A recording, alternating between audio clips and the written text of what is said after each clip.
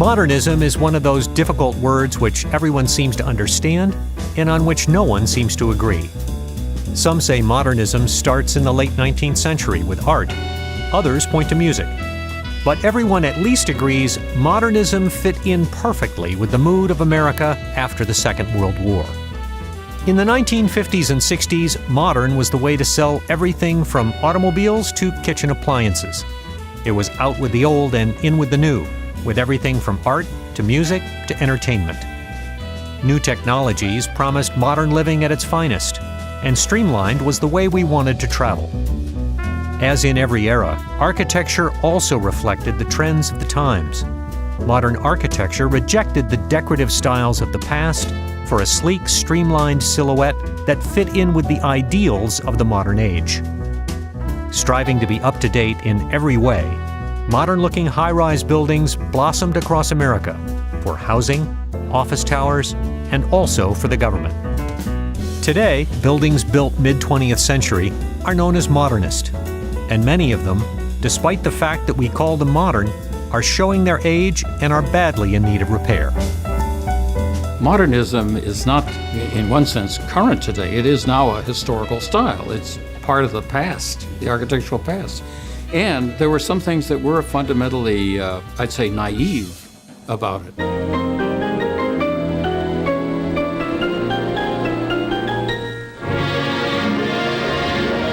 On Park Avenue, New York City provides a contrast to the Sprouts down-to-earth farm life. 24 stories of glass and stainless steel.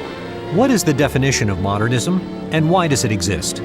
In architectural terms, modernism as a style includes post-World War II buildings from the mid-20th century, the modern-era architecture of the 1950s, 60s, and 70s.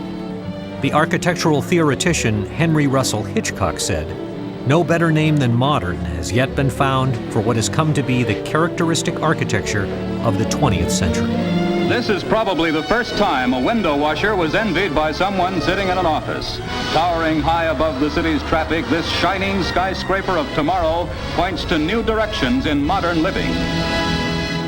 The term modernism has now become the name for an historic architectural style. It now describes mid-20th century buildings, many of which have been in service for 50 years or more. In this program, we will examine one of these buildings in detail, the Anthony J. Celebrezze Federal Building in Cleveland, Ohio. In 1966, the building was named for Anthony J. Celebrezze, a former mayor of Cleveland and Secretary of Health, Education, and Welfare in the Kennedy and Johnson administrations. The building has been fully occupied for almost 50 years of use and has now become an innovative test case for an ingenious technique which may be used to preserve, protect, and prolong the lifespan of mid-century modernist buildings.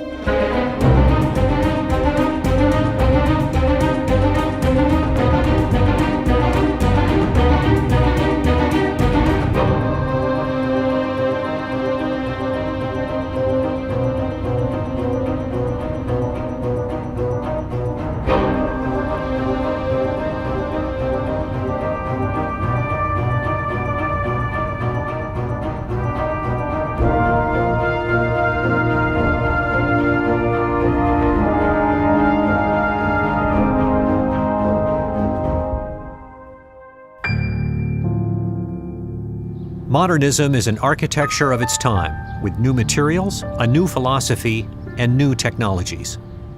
The principal modernist masters include Walter Gropius, Marcel Breuer, Eero Saarinen, and Ludwig Mies van der Rohe. Mies van der Rohe was known for fastidiousness, uncompromisingly spare designs, and many innovations. Mies once said, "I've tried to make an architecture for a technological society. I wanted to keep everything reasonable and clear, to have an architecture anybody can do." While few could match Mies's artistry, craftsmanship, and attention to detail, Mies and the rest of the modernists established a hugely popular and highly commercial style of building that quickly found favor in a post-war America eager for change. The notion of modernism blended very nicely with the notion of the modern high-rise building because modernism was seeking to purify architecture, get it away from the historical styles, to move toward a new expression of our time. And they saw that through exploiting at least the appearance of industrial technology. It's the continuation of the principles of good, sensible design, solving problems responsibly in the best way you can, even in using the most up-to-date methods and materials. We're a service profession, right? People have a need for you to do something, help them solve something. In our case, they have a need for space. A building has to solve that well, responsibly. Now, the other thing is architects, we want to do more than that. We want to solve this in a way, but that people think, wow, I really love this building. The building has a soul. I mean, you can do it in a boring, ugly way, but it's the way you do it that's still very modern. The design for the Anthony J. Celebrezze Federal Building was begun in 1961 by a young architect of Dutch heritage named Piet van Dyck, who had worked in the offices of the modernist master, Eero Saarinen. Eero, I think that's the most wonderful lucky break I've had is when he asked me to come and work for him. He was very interested in advancing the science of building. In other words, ways of construction, new materials.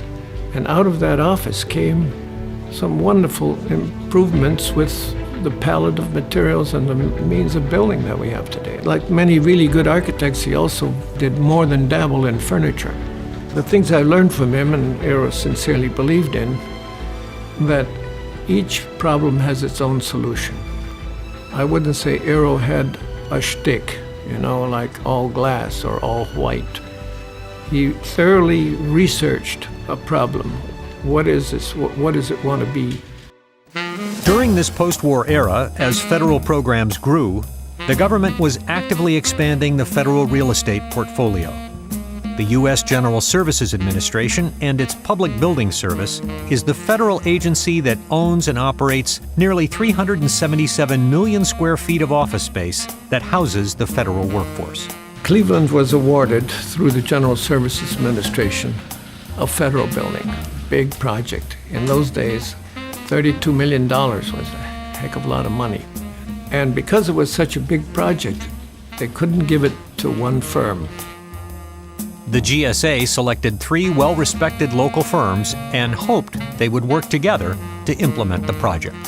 GSA said, you guys form a joint venture, call yourself Cleveland Federal Building Architects, get a separate office and staff it with your people, and go ahead and do this project.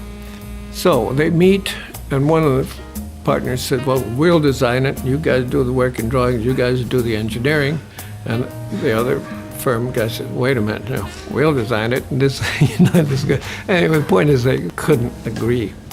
One day I get a call from one of the partners, Cal Dalton, a wonderful guy, and he said, would you be interested in coming to talk to us about designing a federal building?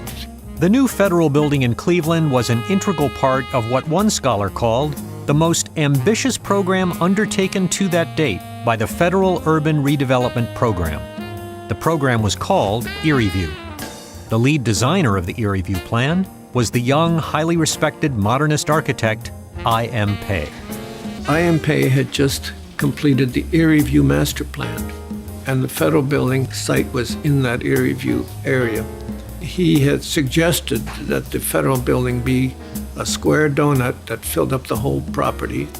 But as I started to work on the project, I thought, this building, it's just sitting there like a big block, taking up the whole property.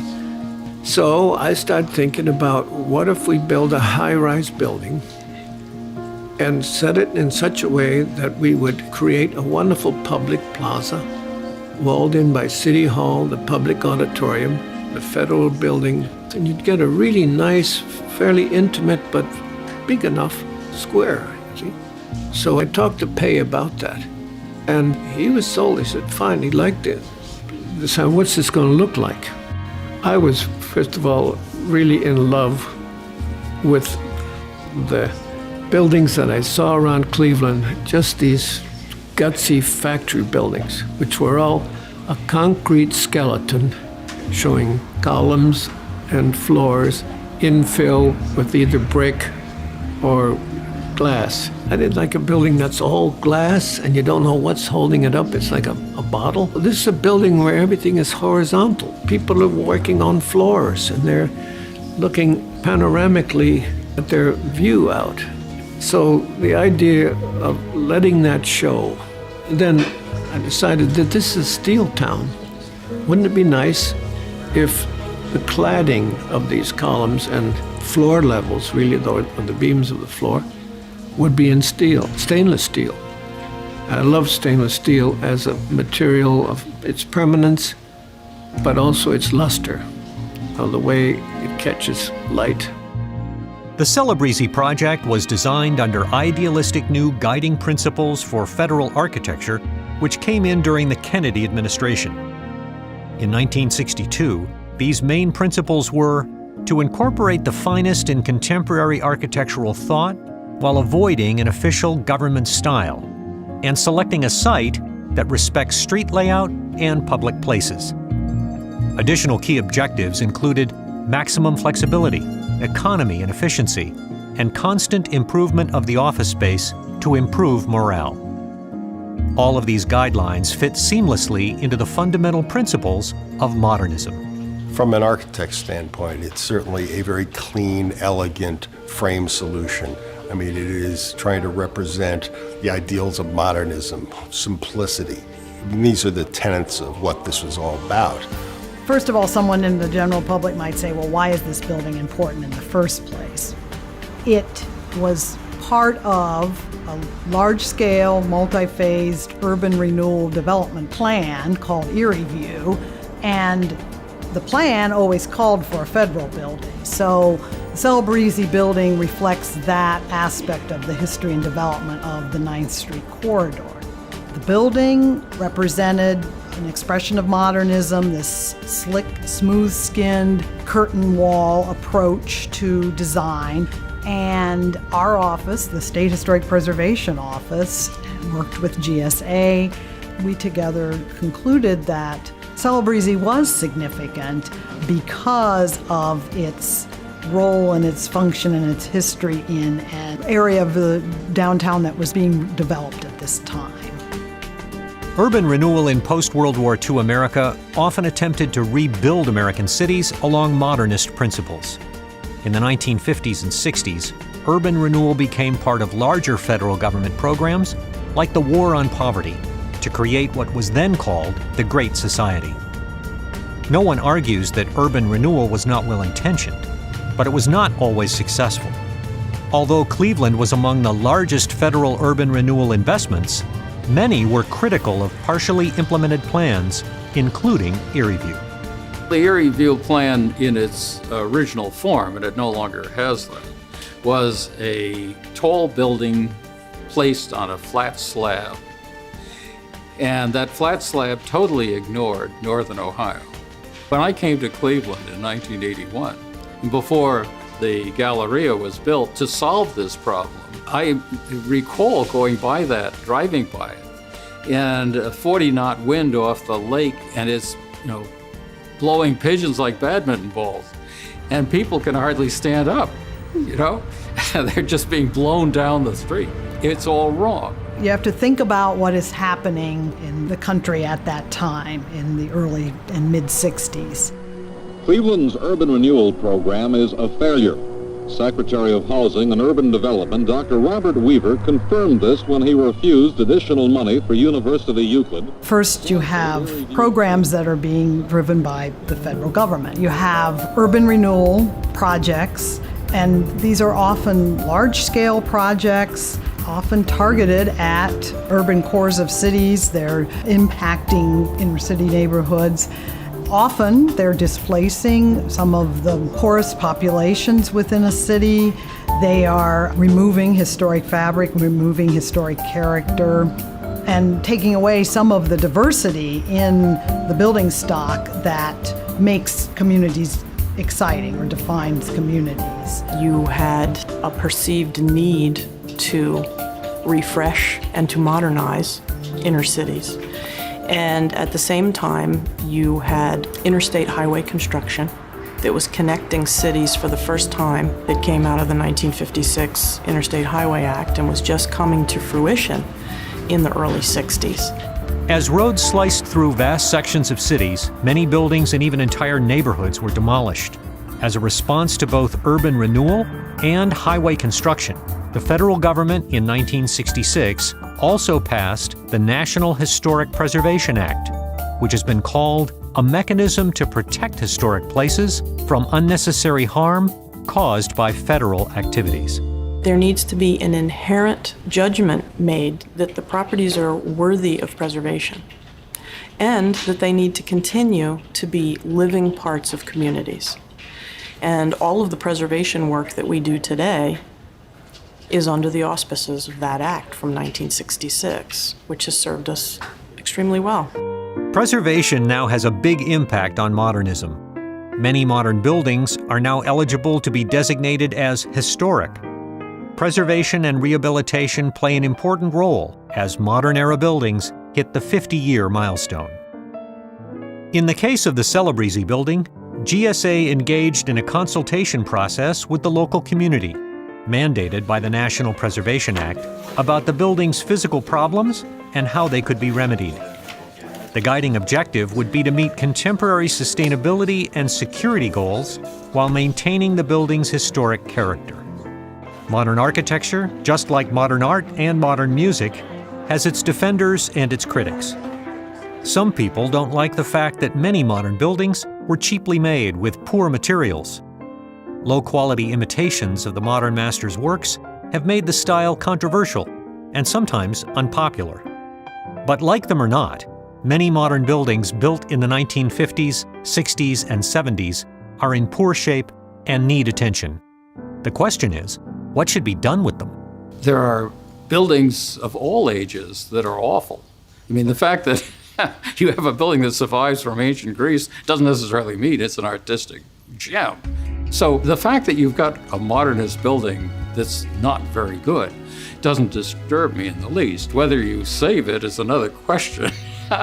And it's not simply my judgment. I think that some kind of methodology is feasible through a rational matrix for determining whether a building should be saved or not.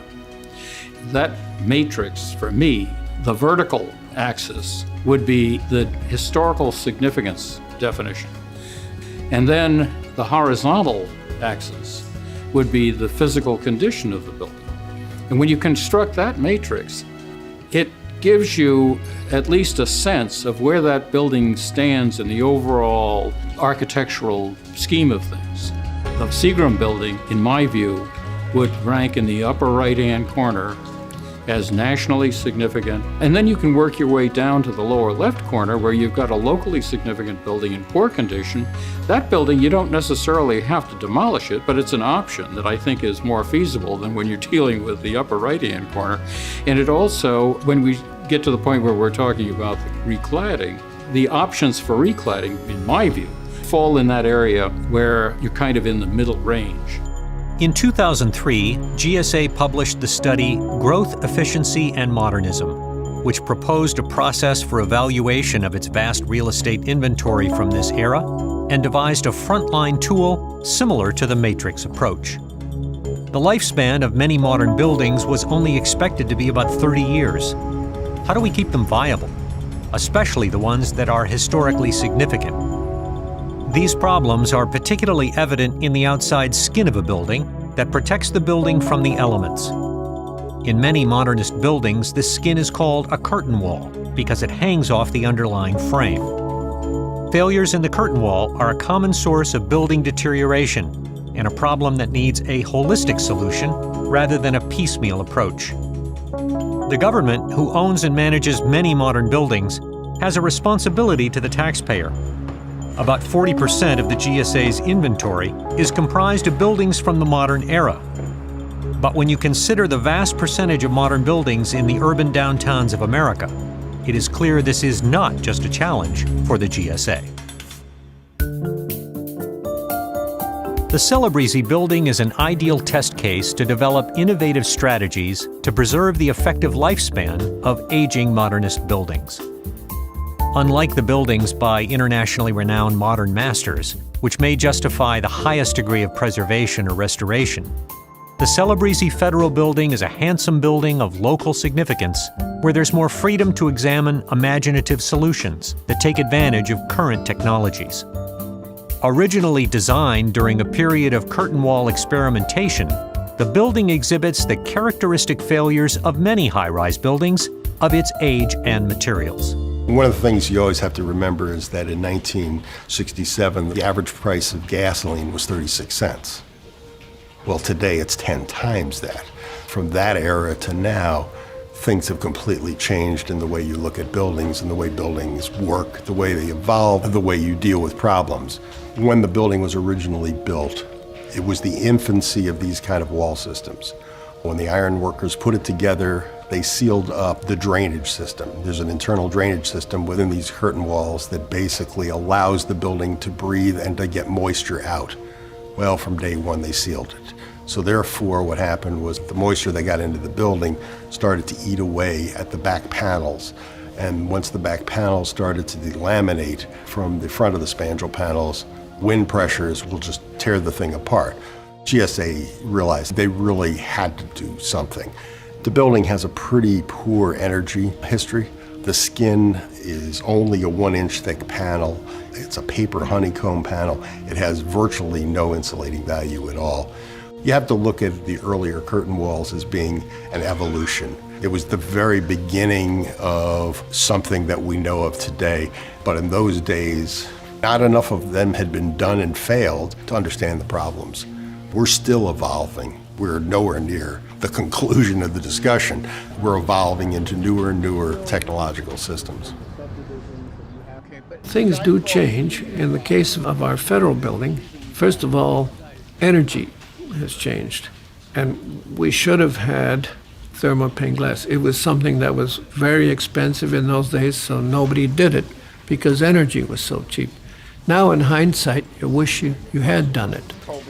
This building could last a heck of a long time. I mean, it was well planned, very useful, very efficient. The thing that's changed now is the terrorism threat, which is real and serious. I mean, horrible things have happened. After the Oklahoma City bombing, the world changed for the design of federal buildings. Once that happened and blast parameters were put on federal buildings, it's a very different design direction you have to take. Designing it up front is one thing. Retrofitting buildings for blast is even harder. Basically, we had to replace a failing skin. We had to improve the energy efficiency. We had to work in a fully occupied building. The tenants that exist there, many of them are high security tenants. They are not very easy to move. From the taxpayer standpoint, it's an inefficient move. If I have to move them somewhere else, it's very expensive.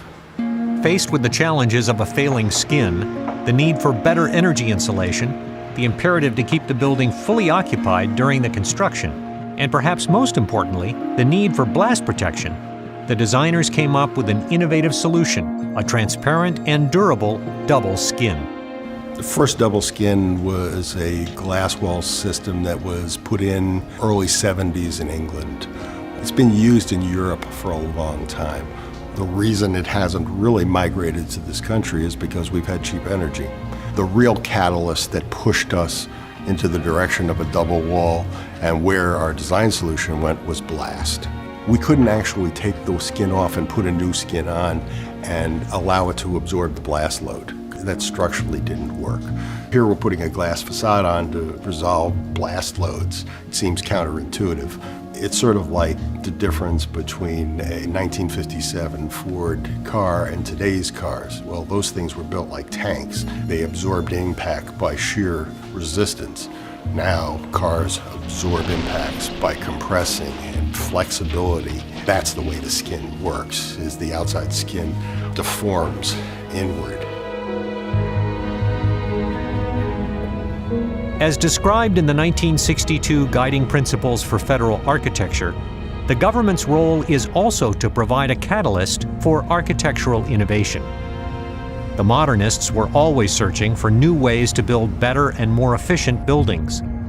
Government investment often leads to technological breakthroughs, the best example of which is the 1960s Aerospace Program.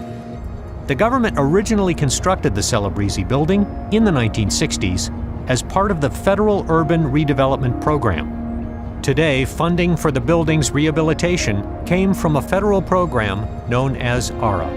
ARA is the American Recovery and Reinvestment Act, funded in 2009 to help the American economy out of recession, which it did so in part by creating and sustaining construction industry jobs across the country. The Anthony J. Celebrezze Federal Building ARA-funded project was a roof and facade replacement project, primarily designed to address safety concerns with the original facade materials, also security concerns some of the tenants held, and also to improve energy efficiency at the building.